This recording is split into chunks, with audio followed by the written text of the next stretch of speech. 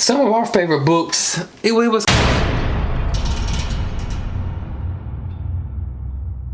What's up guys, it's Jason over here at Cog Hill Farm, and today this is a big collaboration with several channels here on YouTube about our homestead library or our farm library and some of our favorite books that we use or we enjoy or we reference back to all the time. And this collaboration was put on by Leah Zorab. I'll put a link to all the channels involved right down below, so be sure to check all them out. I'll try to put a playlist at the end of this video.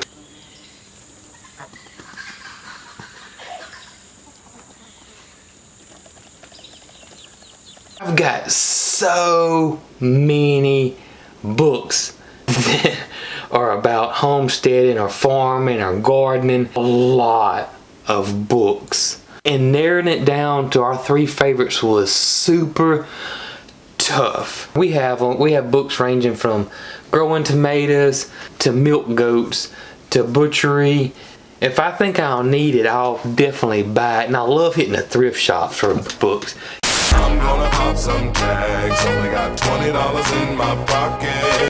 You find a lot of books from the Goodwill and the Salvation Army and yard sales and flea markets. Some of our favorite books, it was kind of hard for me to narrow down three. There were some choices that I had that I got honorable mention.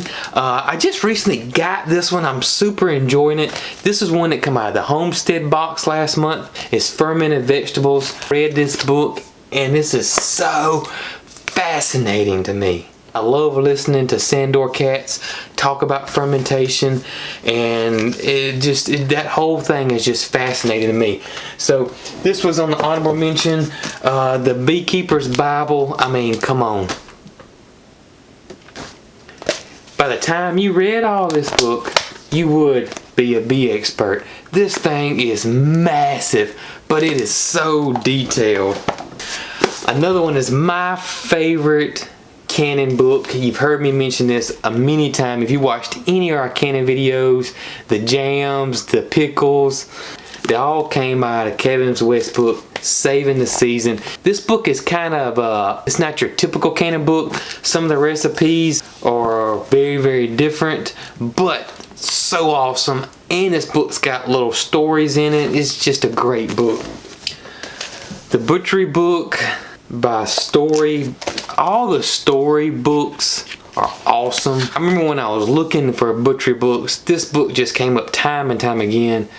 It's super great reviews. If you're thinking about butchering your own animals or processing your own animals, definitely check this book out. Another one is Curtis Stone's Urban Farmer. I love this book as well. This is an awesome book, and if you've never seen Curtis's channel, go check out his YouTube channel.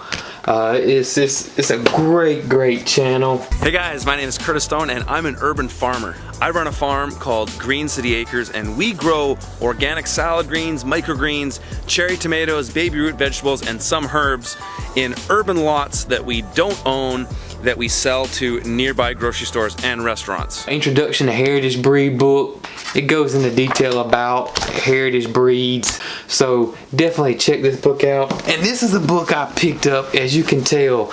I got this off eBay. It's a super old book. It is worn out. This is the 7th edition. It is called Feeds and Feeding. This book, the first edition was in 1917. This is the 7th edition, 1948, and it goes into detail about what to feed your livestock on your farm. I just love stuff like this. I got several old books like this. I just love to go back and see what they did back then, how they took care of their livestock, how they took care of their animals. So you can ever come across these old books like this, you know, get them. And I probably paid 50 cents for this book. Love these type books.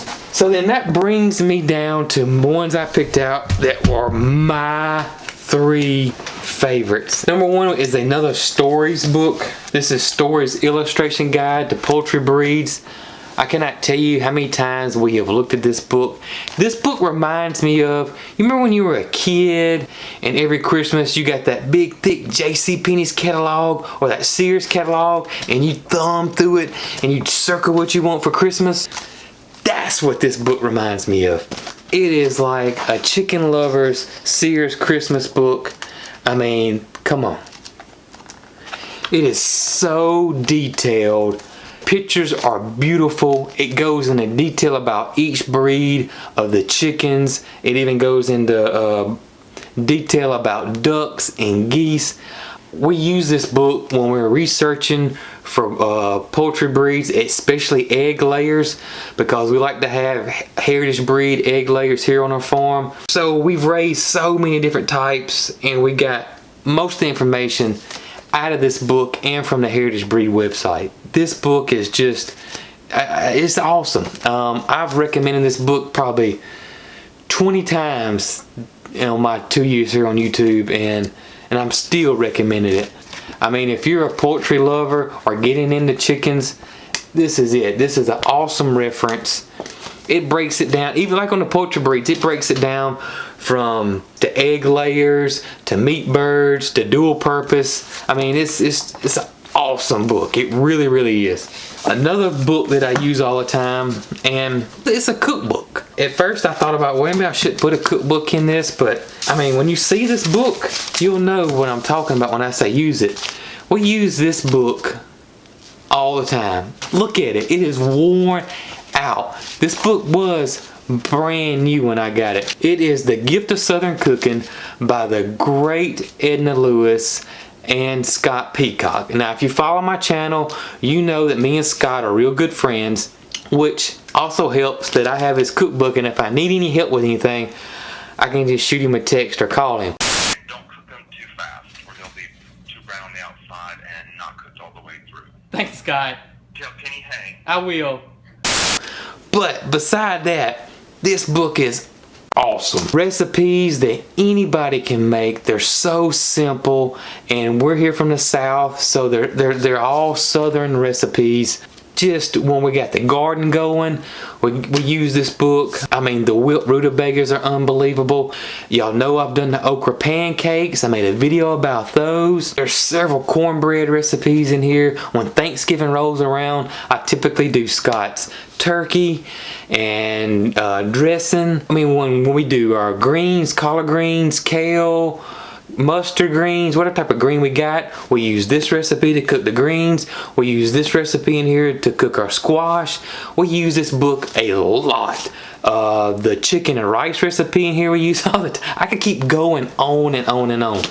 But this book is just a wonderful book. And not only that, it has some awesome stories and anecdotes in here. As you can tell, we use this book all the time. But The Gift of Southern Cooking by Edna Lewis and Scott Peacock.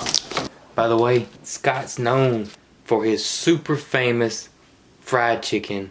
I think it's been voted as the best fried chicken ever. That recipe's in this book. I'm in Georgia. I wouldn't dream of not paying a visit to Chef Scott Peacock's Watershed restaurant in Decatur for some of his outstanding fried chicken.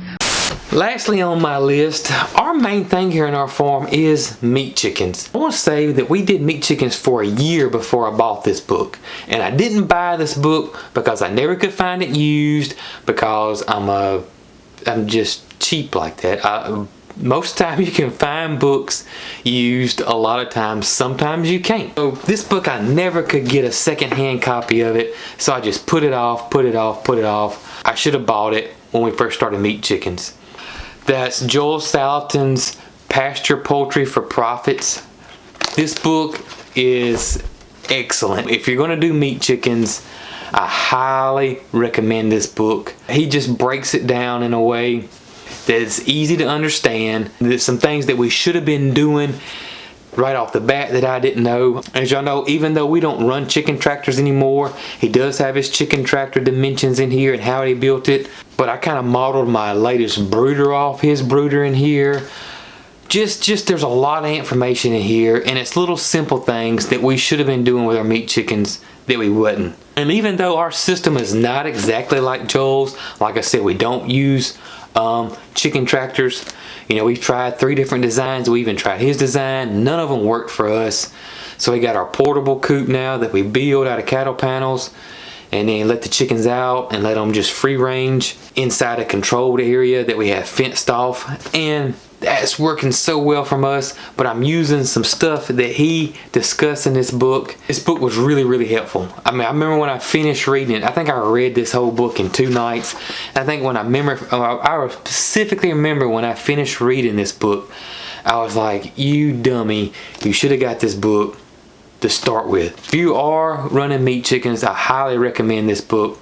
I do want to say this, don't get stressed out about that you can't do it exactly like these books or like Joel and people like Joel, like Curtis Stone.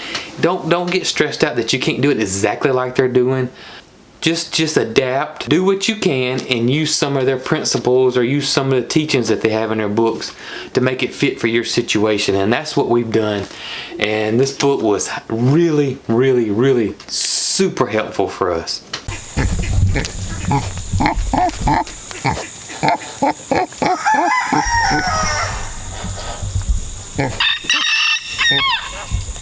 Hey guys, thanks for watching the video. Hey, and be sure to check out everybody in this collaboration. I'll put a playlist right over here. And if you're new to the channel and like what you see, hit the subscribe button right down below. And if you're interested in any Cog Hill gear like this Be Happy shirt, check out our link right over here. Y'all be good.